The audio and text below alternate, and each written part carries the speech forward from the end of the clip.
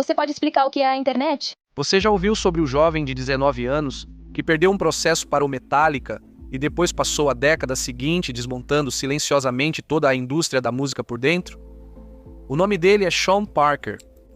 Sean tem 19 anos em 1999 quando a história começa. Cresceu na Virgínia, muito inteligente. Aos 16 anos, ganhou a Feira Estadual de Ciências com um rastreador da web criado em seu quarto. Era tão bom que a CIA tentou recrutá-lo ainda no ensino médio, mas ele recusou. No último ano do ensino médio, ele já ganhava mais de $80 mil por ano programando para startups. Agora, aqui está o lance sobre Sean. Anos antes, aos 15 anos, ele conheceu outro hacker adolescente em uma sala de bate-papo IRC, Sean Fanning. Eles se conectaram pela física e por invadirem coisas proibidas. No começo de 1999, vou chamá-lo de Fanning, porque há muitos Seans. Fanning liga para Sean de 19 anos com uma ideia. Fanning é calouro na Northeastern e está criando um software que permite pesquisar músicas no disco rígido de qualquer pessoa na internet. Encontre uma música, clique e baixe o arquivo. Pronto. Fanning chama isso de Napster. Sean, tendo um certo senso de negócios, consegue levantar cerca de $50 mil em capital inicial só com ligações telefônicas. 1º de junho de 1999, o software é lançado. Em poucas semanas, a rede da Northeastern está derretendo. Em poucos meses, o tráfego do Napster chega a 61% de toda a largura de banda da internet nas faculdades. Em 2001, alcança 80 milhões de usuários registrados. Para você ter ideia da dimensão, a AOL, então o maior serviço pago de internet dos Estados Unidos, tinha cerca de 30 milhões de assinantes na mesma época. Napster, um software que não existia 20 meses antes, e já tinha mais do que o dobro disso. O software que mais cresceu na história da internet até então, liderado por 2 adolescentes em um escritório em San Mateo. Para entender por que isso importa, você precisa olhar para como era a indústria da música em 1999. Se quisesse música, precisava comprar o CD, que custava $18 a $20. Não dava para adquirir só uma faixa, era preciso levar o álbum inteiro. A indústria musical americana faturou $14,6 bilhões naquele ano, seu maior resultado histórico. Eles tinham um controle de ferro sobre a distribuição. E esses 2 adolescentes em um quarto de dormitório viraram completamente esse modelo. 80 milhões de pessoas não estavam mais comprando CDs.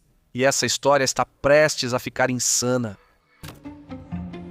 No início dos anos 2000, as gravadoras já conheciam bem o Napster. As vendas de música física, nesse caso CDs, estavam caindo pela primeira vez em cerca de 2 décadas, e as gravadoras começaram a entrar em pânico. Mas não é uma gravadora que dá o primeiro tiro. É uma banda. Em abril de 2000, Metallica está gravando uma música chamada Eu Desapareço para a trilha sonora de Missão Impossível 2.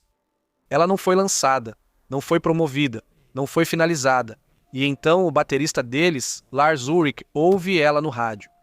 20 estações diferentes em todo o país começaram a tocar sua música não lançada. Ele rastreia isso.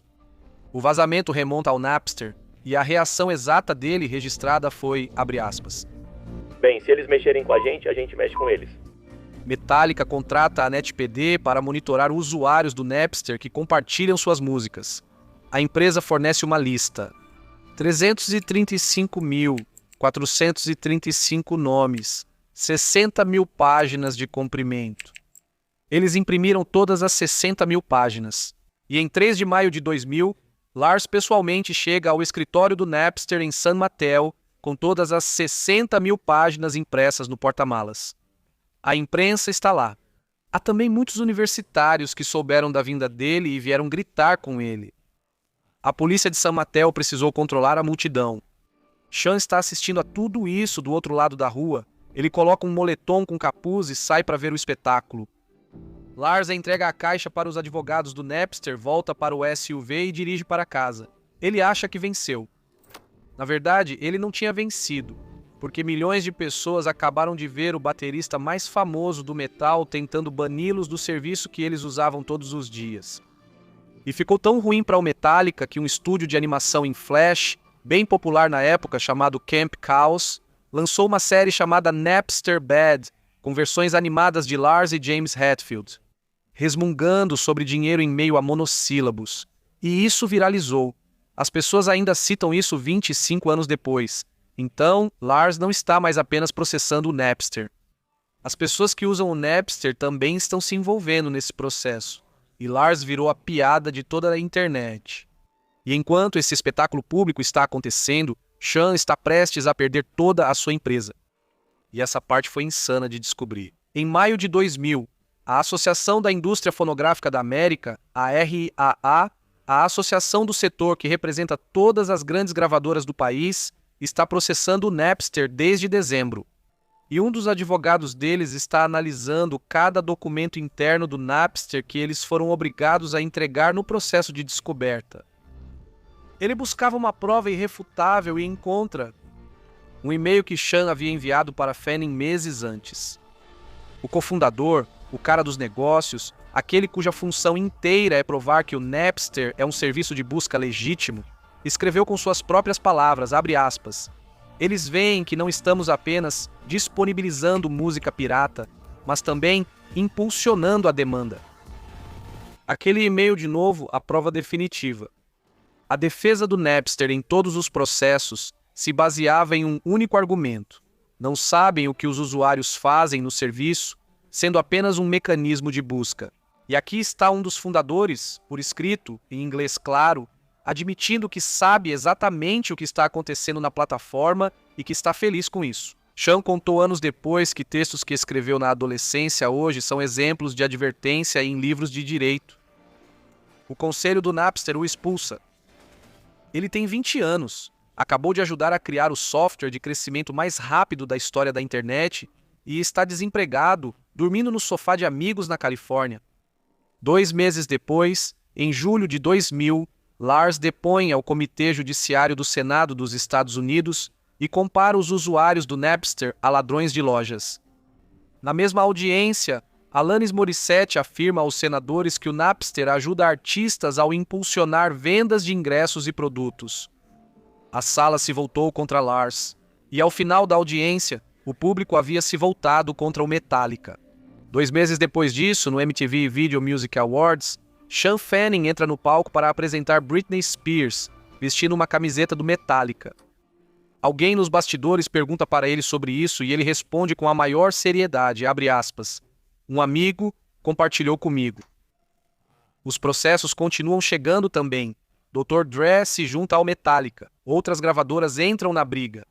Em julho de 2001, um juiz federal ordenou que o Napster filtrasse todas as músicas protegidas por direitos autorais da plataforma. Esse filtro não funcionou. Não tinha como funcionar. O Napster encerrou o serviço gratuito no verão. Em junho de 2002 pediu falência e seus ativos foram leiloados por cerca de 5,3 milhões de dólares. A indústria da música acabou de vencer. Eles pegaram o garoto, pegaram a empresa, conseguiram o precedente. Lars conseguiu o que queria. Mas aqui está o que as gravadoras ainda não entenderam. Napster está morto. O Napster passou 2 anos e meio ensinando a 80 milhões de pessoas como um software de música deveria ser. Encontre qualquer música rapidamente e baixe no seu computador em segundos. As gravadoras gastaram milhões para acabar com o produto. Eles não mataram a demanda. E alguém está prestes a preencher esse vazio. Nós decidimos que, já que ninguém mais estava fazendo isso, nós iríamos fazer. Há cerca de 1 ano e meio, começamos a criar uma loja de música. Entra Steve Jobs. Em abril de 2003, a Apple lança a iTunes Music Store. É a experiência musical do Napster com um sistema de pagamento. Músicas avulsas em vez de álbuns completos. Busca instantânea em todo o seu enorme catálogo. Entrega direta para o seu computador. Steve Jobs só acrescentou uma forma das gravadoras serem pagas. Agora, Steve Jobs se reúne com chefes das grandes gravadoras e usa o Napster, que eles passaram 2 anos destruindo, como argumento. Ele afirma que o Napster revelou ao mundo o que as pessoas realmente desejam. E estou generalizando aqui, mas as gravadoras estão realmente exaustas demais para continuar lutando contra isso. Elas veem o futuro chegando e assinam. Em 5 anos, o iTunes se torna o maior varejista de música do planeta. Maior que o Walmart e Best Buy, e a Apple levando 30% de cada transação. Essa é a primeira metade da história. A segunda metade está sentada em um computador na Suécia. Então este é Daniel Ek. E ele tinha 16 anos quando o Napster foi lançado. E Daniel adorou. Ele usava o tempo todo. Ele disse depois que era fascinado por aquilo. Após o fim do Napster, Ek fez cálculos semelhantes aos de Steve Jobs e percebeu que leis não bastam para acabar com a pirataria. Não dá para obrigar 80 milhões de pessoas a voltar a comprar discos em lojas. A única maneira de consertar a indústria da música é criar algo que seja exatamente como o Napster, mas dentro da lei, e que tenha uma forma de pagar os artistas. Ele chama isso de Spotify. E foi lançado na Europa em 2008, e então Sean volta. O mesmo Sean Parker que as gravadoras destruíram. Sean, que nesses anos se tornou o presidente fundador do Facebook, agora estava sentado em centenas de milhões de dólares e ficou famoso no filme A Rede Social. Sean nunca esqueceu o que aconteceu no Napster. Ele estava esperando. E em 2009, ele vê o Spotify e envia um e-mail frio para Daniel Ek, que começa com, abre aspas, estive brincando com o Spotify. Você criou uma experiência incrível. No ano seguinte, Sean faz um cheque de 15 milhões de dólares para o Spotify e depois pega um avião. Consegue imaginar como ele se sentiu? Ele entra na Warner Music. Ele vai para a Universal, as mesmas gravadoras que anos antes o tiraram da própria empresa. Ele ajudou a negociar os contratos de licenciamento da Spotify nos Estados Unidos, usando acordos que fez aos 19 anos. A Spotify é lançada nos Estados Unidos em julho de 2011 e hoje vale 100 bilhões de dólares. Os ativos da Napster em 2002 foram novamente vendidos por 5,3 milhões. Então, e aqui está o detalhe, 2026, ou seja, este ano, o streaming representou 84% de toda a receita de música gravada nos Estados Unidos. As gravadoras estão ganhando mais dinheiro do que ganharam em 20 anos. Lars Ulrich, ao ser perguntado sobre o processo no Reddit alguns anos depois, chamou isso, abre aspas, de mais como uma nota de rodapé. O garoto da indústria musical que quebrou voltou 9 anos depois e ajudou a financiar a empresa que hoje domina como quase todos ouvem música. Então, nessa história, para Sean Parker e para todos os envolvidos nos primeiros dias do Napster, missão cumprida.